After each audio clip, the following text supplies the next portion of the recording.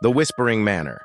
In the shadow of a dense forest, perched atop a desolate hill, stood Blackthorn Manor, a house abandoned for decades. Locals swore the house was cursed, its walls harboring something sinister. It was said that no one who entered ever returned the same, or at all. One stormy evening, siblings Ella and Luke, along with their friend Megan, decided to investigate the manor. Fueled by urban legends and teenage dares, they wanted to prove the house was just an empty shell, nothing more.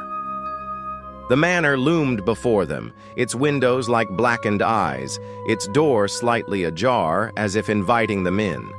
The storm intensified as they stepped inside, their flashlights casting trembling beams of light across the dusty, cobwebbed walls.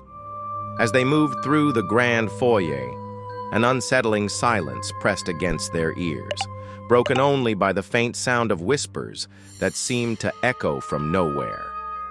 "Did you hear that?" Ella preguntó, su voz apenas por encima de un susurro.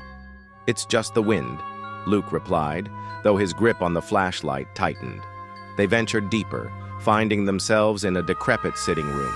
A faded portrait hung above the fireplace, a pale woman with hollow eyes. Her gaze seemed to follow them. Megan shuddered and turned away, but the portrait's glass frame suddenly cracked, the sound piercing the silence.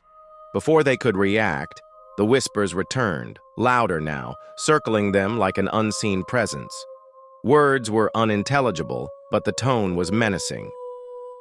"We should leave," Megan said, her voice trembling. "Not yet," Luke insisted, though fear glimmered in his eyes. The group climbed the grand staircase, which groaned under their weight. On the second floor, they found a long hallway lined with closed doors. As they approached, one of the doors creaked open on its own, revealing a child's bedroom. Inside, a rocking chair moved slowly, though the air was still. A child's doll sat on the bed, its porcelain face cracked and its glassy eyes staring blankly ahead. The whispers grew louder, morphing into the faint sound of a child's laughter. "Who's there?" Ella called out, her voice shaking. The laughter stopped abruptly, replaced by a deafening silence. Then the doll's head turned toward them, its mouth moving. "Leave," it said in a voice that was not human.